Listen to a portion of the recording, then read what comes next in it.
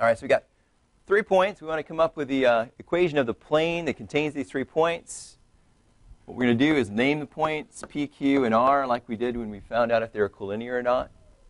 If these points are collinear, by the way, we don't get a unique plane. So these have to be non-collinear points.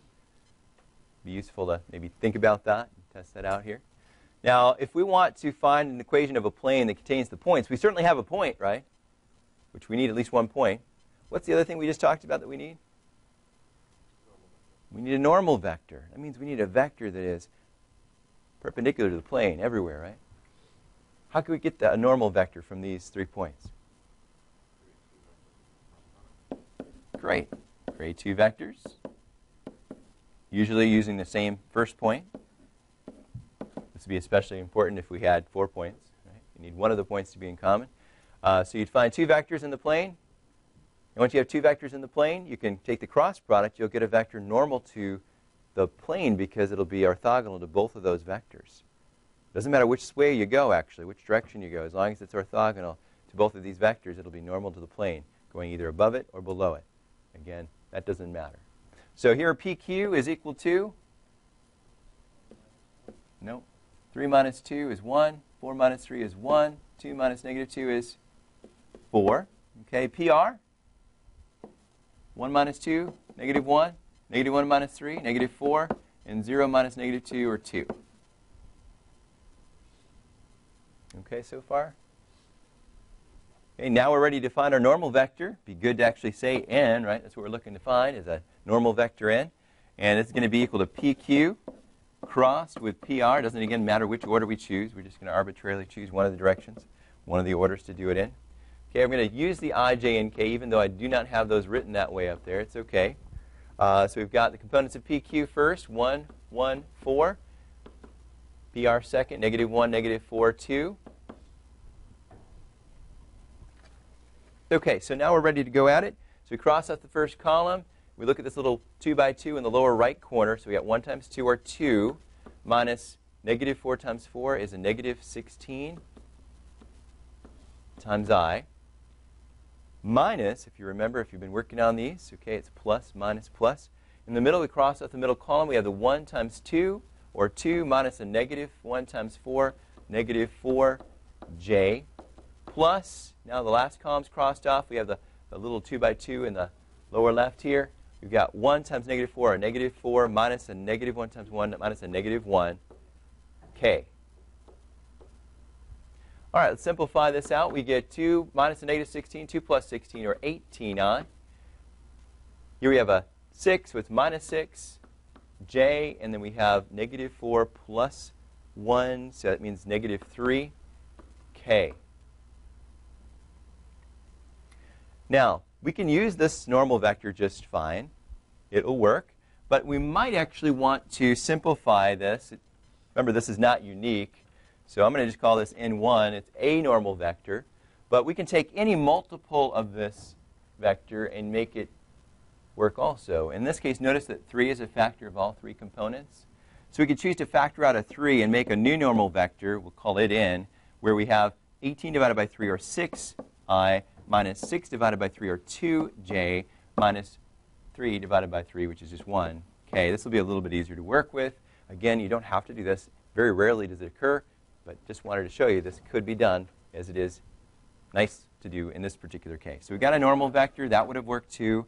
Now we're ready to write the equation of the plane. So standard equation, or standard form of the equation of the plane will be 6 times x minus, let's see, we need one of those points up there, don't we? Doesn't matter which point you pick. I'll just use p here, okay, just because it's the first one. So it doesn't matter, though. 6 times x minus 2, minus 2, this is our second component of our normal vector, times y minus 3. And then it's minus 1, third component of the normal vector, times z minus a negative 2 equals 0. Okay, be sure we have the equals 0, or we won't have an equation. Now, how would we check to see that that actually works? You want to see all 3 of the points up there make the equation true, right? Make sure all three of the points that we had work in the equation. Now I'm going to ask you also, take time to visually verify this in the applet, following what I'll show you in the video. And then you can use that information to print out, well actually print out a printout of what you'll see on the applet, showing that all 3 points actually are on your plane. You'll submit that with your homework on Wednesday. Okay, I wanted to finish this problem off and show you how to visually verify that this equation of the plane works using the applet, the CalcPlot 3D applet that I've shown you before. Okay, the first thing we're going to do is to actually simplify this standard form. We'll do it first step here just to get it in nicer standard form.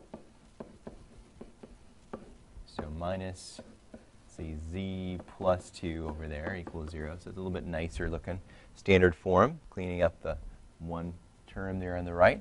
Now we're going to multiply this in, so we get 6x minus 12 minus 2y plus 6 minus z minus 2 equals 0. Cleaning it up to get general form now, we're going to put the terms of the variables first. So 6x minus 2y minus z. Bringing the numbers together, minus 12 minus 2 is minus 14, plus 6 is minus 8 equals 0. This will be our general form.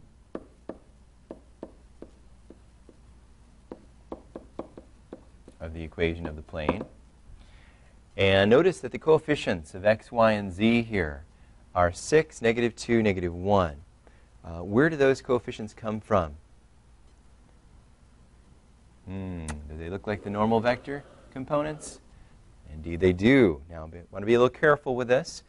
The general form of the equation of a plane is not a normal vector. Okay, and the normal vector is not the equation of the plane. So there is a close connection here, a close relationship, but they are not the same. So I just want to notice, though, that connection. You really want to be able to know about that. Now, if we want to be able to visually verify this on the applet, the easiest way to do that is to solve this form for z. So solving for z, we just move the z to the right side here. We get z equals 6x minus 2y minus 8. And that is what we're going to put into our applet. It is not general form, but it is what we will find easiest to enter in the applet. So again, we got standard form in red up here. We got general form in blue circled in the middle. And then we've got a form solved for z that we're going to find easy to put into the applet. Now again, before we go to the applet, we can verify that the 3 points we started with work in this equation of the plane. And any of the 2 forms, or really the 3 forms we have here. All right, I'm not sure where those vertical lines came from, but I copied the points down below so we could check very quickly to see that indeed those points all work in our equation. So let's put them in this one. So our check on paper here, we've got 6 times 2 minus 2 times 3 minus a negative 2 minus 8. And we're hoping that's equal to 0. We won't put it as equal to 0 yet. 12 minus 6 plus 2 minus 8. So let's see, that's positive numbers added together gives us 14. Negative numbers added together gives us a negative 14. That indeed gives us 0. So the first point checks. Second point, let's put in. So this will be 6 times 3 minus 2 times 4 minus z, which is 2, minus 8. Okay, let's see. That is 18 minus 8 minus 2 minus 8. And adding those on the right, here we get 16 plus 2, negative 18. So 18 minus 18 is 0. That one checks. And the third point, now 1, negative 1, and 0, we're going to plug in. So we have 6 times 1 minus 2 times a negative 1 minus 0 minus 8 equals 6 plus 2 minus 8, which is indeed 0. All 3 points check in the equation of the plane, the general form we came up with here. And so we know we have the right equation.